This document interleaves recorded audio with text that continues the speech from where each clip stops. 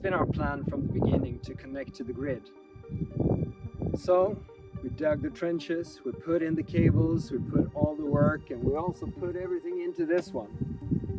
And then when we were supposed to put everything together in the connection box at the street, the power company had ripped out the meter. So what do we do now?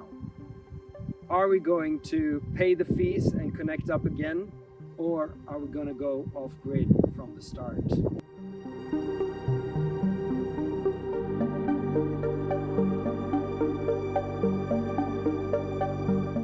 It's been our plan for years to connect to the grid during the building phase. 3 years ago, we applied, paid the fee, and had a meter installed, so we were ready for our building permit.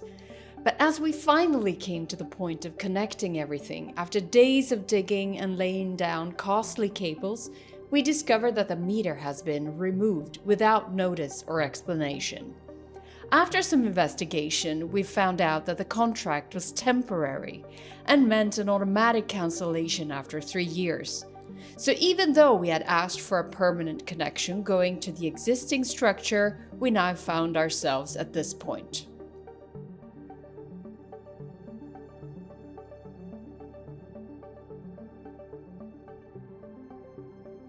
We are now required to reapply for a new connection. They will send a quote, which we will then have to approve, and then wait for it to be reinstalled. But we're now considering whether to go fully off-grid after all. The challenge now is that we thought we had 1.5 years to do the research, read up on alternatives, check and research companies and get quotes, and listen to others who've had similar experiences. It's a maze of alternatives out there.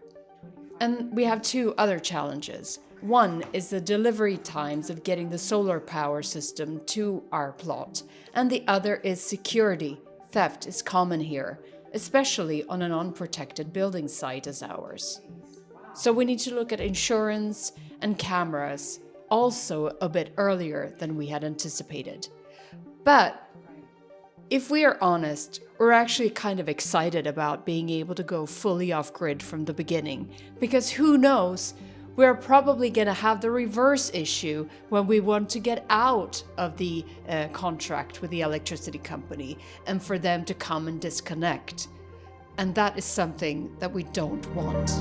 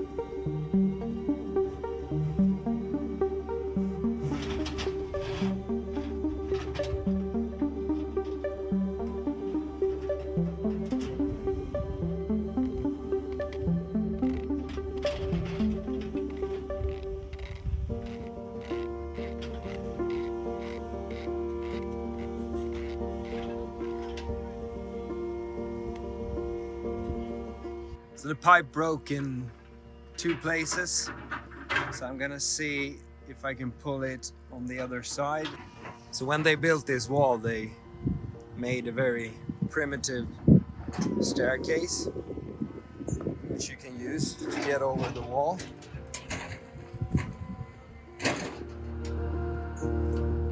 It's very handy for me because I don't have to walk all the way around. So you can see that the cables are sticking out here, and also the pipe. So I guess, yeah, let's see what we can do.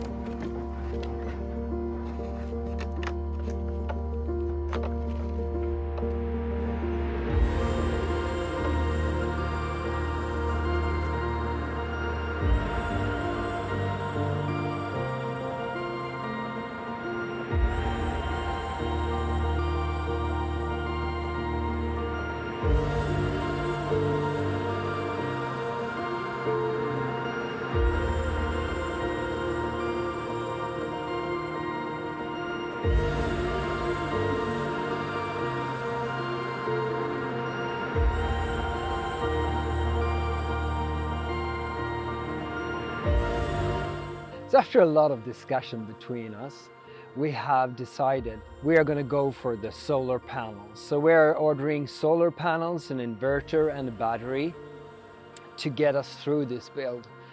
And that is going to power our water pump. It's also going to power all the tools that we need for the build and some appliances for like a fridge or something and some lamps, but also security.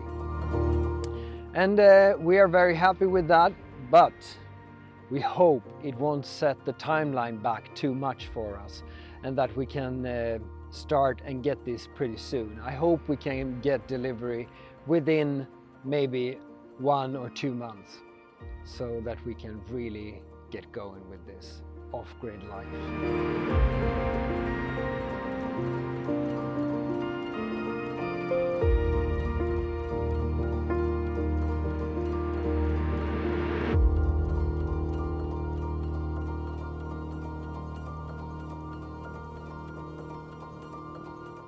So where are we going to mount this system that we have?